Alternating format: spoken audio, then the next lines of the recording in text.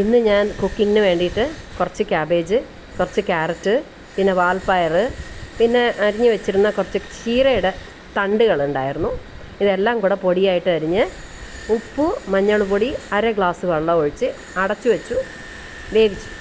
അതിനുശേഷം അരമുറി തേങ്ങ എടുത്തിട്ട് നന്നായിട്ട് ചാച്ചു. 4 മുളകും പച്ചമുളകും, 1/4 സ്പൂൺ കുരുമുളക് പൊടി, 1/4 സ്പൂൺ ചില്ലി പൗഡർ, കുറച്ച് ജീരകവും കൂടെ ചേർത്ത് ചാച്ചിട്ട് ഇതിൻ്റെ കൂടെ മിക്സ് ചെയ്തിട്ടുണ്ട്.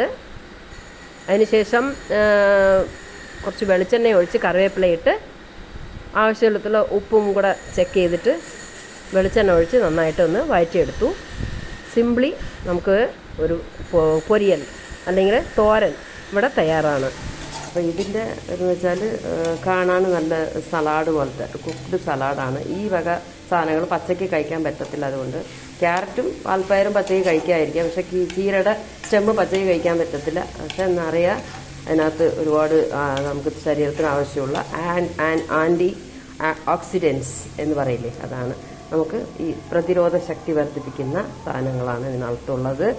സോ അത് നമ്മൾ ഇങ്ങനെ ഉണ്ടാക്കി കുറച്ച് തൈര് വേണമെന്നുള്ള ഒത്തിരി തൈര് ഒഴിക്കാം. പച്ച വെളിച്ചെണ്ണ ഒഴിച്ചാൽ മതി. കറിവേപ്പിലയും പച്ച വെളിച്ചെണ്ണയും. നല്ലൊരു സ്വാദിഷ്ടമായ ഹെൽത്തി ആയിട്ടൊരു ഡിഷ് ഇങ്ങനെ തയ്യാറാക്കാവുന്നതാണ്. ഞാനിതിൽ പച്ച വെളിച്ചെണ്ണ ഒഴിക്കാൻ പോവാണ്.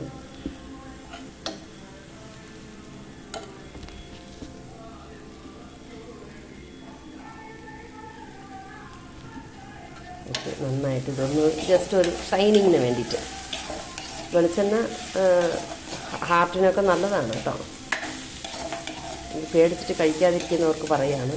തേങ്ങയിൽ നിന്ന് കിട്ടുന്ന എണ്ണയാണ്. അതുകൊണ്ട് നമുക്കത് ധാരാളം ഓക്സിലേറ്റ്സുകൾ,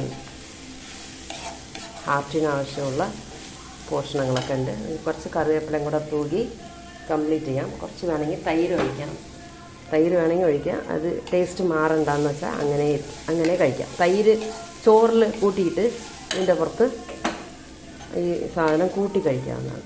നല്ല എരിവുള്ളതാണ്. കുരുമുളക് പൊടി ഇട്ടിട്ടുണ്ട്, 4 പച്ചമുളക് ഇട്ടിട്ടുണ്ട്. സോ ഇതാണ് നമ്മുടെ ഇന്നത്തെ സൈഡ് ഡിഷ്.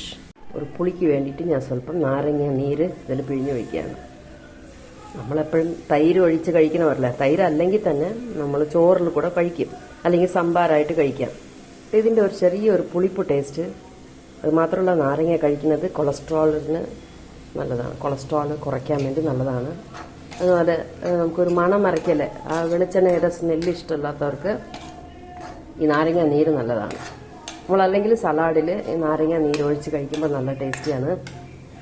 ഇതുപോലെ കുറച്ച് പനീരുണ്ടെങ്കിലും തൈരിൻ്റെ കൂടെ തൈര്, കുറച്ച് ഉപ്പ്, പനീര്, കുറച്ച് നാരങ്ങ നീര് ഒക്കെ എടുത്തിട്ട് മിക്സിയിൽ നന്നായിട്ട് അരച്ച് ഇതിൻ്റെ പുറത്ത് ഒഴിച്ച് ഡ്രസ്സ് ചെയ്യാം. അതും ഒരു പ്രത്യേക ഒരു ലുക്ക് കൊടുക്കും. അപ്പോൾ ഇതിനകത്ത് ഞാനിപ്പോൾ തൈര് ഞാൻ ഒഴിച്ചിട്ടില്ല. തൈര് ഒഴിക്കാൻ അതിന് പകരം ഞാൻ നാരങ്ങയാണ് എടുത്തിരിക്കുന്നത്. നാരങ്ങയുടെ ജ്യൂസ് വളരെ ഹെൽത്തിയാണ്. കാരണം അങ്ങനെ കഴിക്കുന്നതുകൊണ്ട് നമ്മളതിന് വേറെ ഫോമിൽ മാറ്റാതെ അങ്ങനെ കഴിക്കുമ്പോൾ അതിൻ്റെ ഒരു സത്ത് കൂടുതൽ കിട്ടും.